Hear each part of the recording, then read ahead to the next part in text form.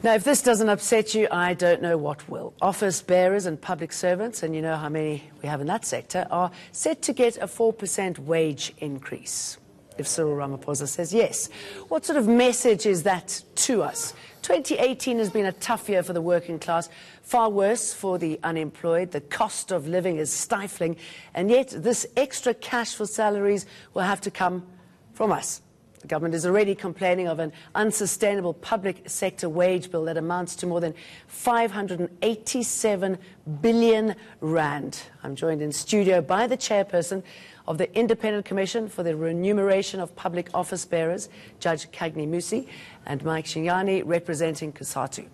Thank you for joining us. Thank you for coming in. Good evening. Thanks for having us. Good evening to your listeners and viewers as well. How can you justify even suggesting this sort of wage increase? Well, Ms. Dutton, when we consider our recommendations, we look at different factors. We look at the state of the economy, and we also look at the role, status, function of our public office bearers. You must also remember that we have a motley group of public office bearers. It is not politicians only. There are judges there. There are also magistrates who are professional people. We also look at what percentage increases were given to the public sector. For an example, Directors General received 5%. Likewise, people who are in the band of chief directors. But you take the economy into consideration. We do. Our economy is teetering on the brink. I mean, well, so if you were to take it into consideration, there possibly wouldn't be an increase at all. Let me put it in perspective. Firstly, 4% is not an increase. What we currently have as the CPI is, a few days ago we heard it as 5.1. So for any person to get an increase, it must be more than 5.1%. So the 4% is less than CPI. But it's still an increase. Well, it's an adjustment, but it's an upwards adjustment, but not necessarily an increase. Right. And if one looks at it historically, 2 years ago, we did not give them any increase at all. Last year, there was a tax implication for those earning more than 1.5 million, in that they pay 1% extra tax. All the public office bearers belong to PARMED, which is the medical aid scheme. In the past 2 years, the increases of that scheme translate to about 6.8%.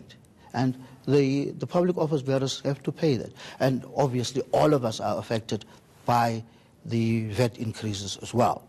So when we do this, the optics are not so much on the foreground. What we look at are the hard, cold facts. We work within the perimeters of the Act. The Act says every year we must consider an adjustment for public office bearers. We then look at the data. What are the roles, what are the responsibilities, what is CPI, what are the forecasts, where are we at? Okay, I'm going to pause you there for a minute. How do you feel about that? Well, we are upset. You ask a question, if it doesn't upset us, what will upset us? We are upset as a federation because the factors that my honorable judge are putting about the economy, the increase on the public service is very surprising, because at the time when they made the recommendation, it was when South Africa, in terms of the economy, we were said to be in a technical recession. And you're talking about the public representatives, office bearers, who not so long ago, they have asked South Africans through a resolution in Parliament to increase VAT. That South Africans must actually increase VAT and pay a 15% VAT. And you are facing millions of South Africans who are facing a Black Christmas as we speak now in 2018, as a result of people who are going to only rely on the UIF check or a grant, that is a social grant. Now, the question is, on what really ethical basis will you ask South Africans to cough up more than what they are coughing in terms of increasing the tax, and later to turn around and say, myself as a public representative who sit in Parliament, I'm going to increase myself by 4%. Okay, Judge, I mean, when you hear that sort of thing, you can hear the sort of anger, the outrage, and it's understandable. Yes, it's understandable. But you see, those are the optics of the situation. Those are the perceptions from a political perspective. We don't work with politics. And secondly, we don't work with political office bearers only. How then do you justify a judge receiving a 0% increase because the judge just happens coincidentally to be linked with politicians? How do you justify a magistrate?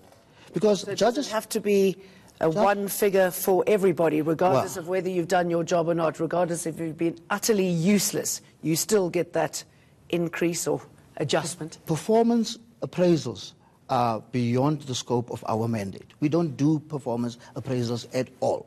That is for Parliament. But you can imagine how difficult it will be to work with performance appraisals when you work with political office bearers. These people work in committees.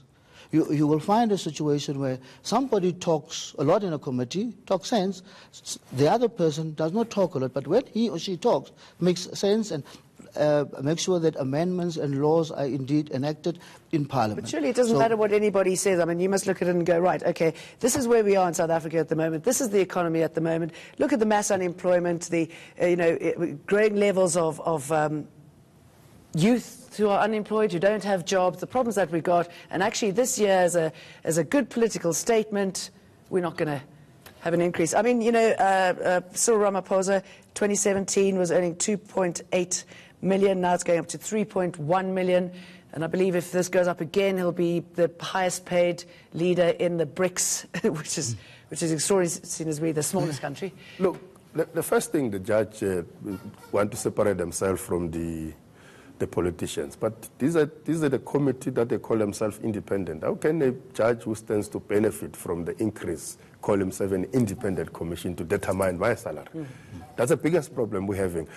Public servants, no worker in this country has ever had that privilege of having a committee that do the research and do the recommendation and say, this is how much I think I deserve. Now there are judges, they think they deserve 4% and they call themselves independent, and all South Africans must accept that an independent opinion has emerged that judges deserve 4%.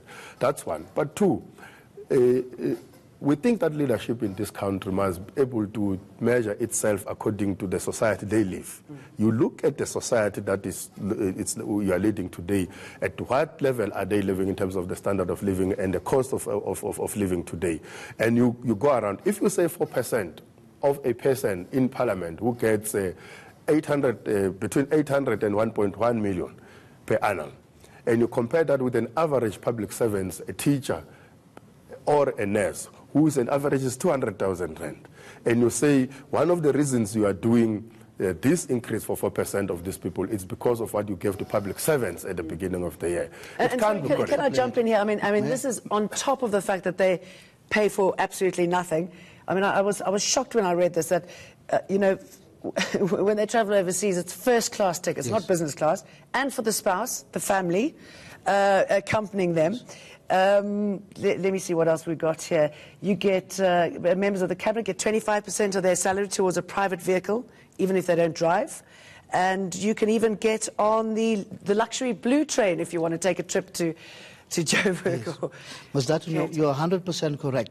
But you see, those are benefits in terms of the ministerial handbook. Again, it is something that cabinet decides on. Is it even ethical? They're paying nothing, and they're getting an increase which comes out of our pockets. Yes, but you must remember, when we do this, we do it scientifically. And the commission does not consist of judges only. We have a judge, only one judge, it's myself, an attorney who is my deputy. We have an actuary. We have a doctor in economics, a doctor so many people coming up with a bad decision. In the HR space. It's 8 professionals, and we also, at some stage, decide to consult consultants on these issues. But as you can see, as a commission, we are a motley group. Because I'm a judge, therefore, all judges' salaries must go through both houses of Parliament, not only the National Assembly, but also the National Council of Provinces, so that there are checks and balances. I just happen to be the chairperson as a judge. So there is no way that I can say judges must get a salary, and it does not impinge on the independence. But if everyone's benefiting, I mean, that's not really a check and balance, is it? Well, no, the check and balance is exactly at Parliament. Now, the parliamentarians might not benefit. You must remember, ours is but a recommendation. The President would look at the extraneous factors and say, the extrinsic factors are the following. For an example, next year, we will have an election. Would it be justified to give the increase now? Would look at those factors that my brother here is mentioning. But you see, the comparison is unfortunate, because I have compared a particular band of public servant, and those are the directors general, because they earn between 1.8 million and 2.1 million. And a member of parliament earns 1.1 million. I mean, so that is the comparison. Is wrong, and maybe your comparison is incorrect. I mean, when you talk about elections, I mean, if this goes ahead, you know, your support of Cyril Ramaphosa in the past, I mean, will this implicate that support? Well, we will have to separate politics. All we are saying is that the president, as he decides whether to sign, to accept the recommendation or not, he must consider all the facts. That I know, but this is outrageous. He's leading a society, he's part of the leadership group that's leading a society that is impoverished. That we are having people today, as we speak, they don't know whether they're coming back to work in January. Because of the talk of retrenchments in the state-owned enterprises that is led by government. There's a talk from his finance minister who's talking retrenching 30,000 workers. There are many Section 189 of the Labour Relations Act that talks to retrenchments in SABC and everywhere else. Now, it is at that time that you want to communicate that you think earning a 1.1 million rand, you deserve a 4% increase. At this time of the economy, it's either we're in recession or we're not, if you want to communicate a positive message to our society. You're correct. As you go to one of the grievances of South Africans today is the increase of VAT. And South Africans are going to look at what has been the benefit of all of us having been asked to dig deeper into our pockets to spend so much 15% on VAT, and the answer will be we will be given those who make laws for us, who decided to increase VAT, we must give them a 4% increase. We're saying it can't be ethical. We're saying the president must apply his mind. He can even, because they are not like all of them. If he halves the cabinet, if those benefits get made to be a little bit more palatable? Well, the issue of cabinet will help if it comes to after he has won elections. He will have to look into how does he construct his government to be effectively in also that talks to the fiscal consolidation. But at this moment in time, he can't just have a cabinet. This is not his cabinet. He inherited it. But it does help, because, like you said, I mean, whether average South African worker, whatever he earns, he spends 25% to 30% of that money traveling from work from home to work. Spend it on education, spend it on health, and spend it on accommodation. But these ones, as you have just read their pegs, they spend nothing. I mean, on traveling to work, change your advice? I mean, might you say, you know, it's what we call a social wage in this case. There's an imbalance there. So perhaps the President was saying there'll be some he has delayed long enough to sign a national minimum wage, which could have lifted more than 6 million workers to earn 3,800. Why must he rush to sign a 4% of people who are earning 1.1 million already? Okay, now, the judge, I believe you want to say something. If you say briefly, because we've run out of time.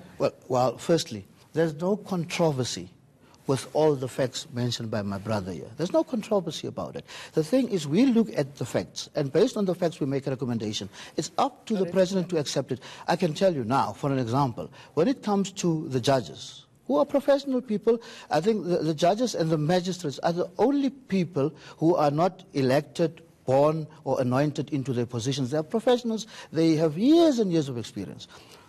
Parliament has today, based on the President's decision, decided on a 2.5% for judges, for an example, which is less than the recommendation, and a 4% for magistrates. We welcome that. And during our engagements, we exactly pointed out these things to say, well, the optics of the situation and the perceptions are of such a nature that this might not be justifiable, but ultimately it's your decision. Let's leave it there, Judge Cagney Musi and Michael Shingange. And I think if you're buying your Christmas presents, you better not spend so much because we're going to be paying for these increases, right?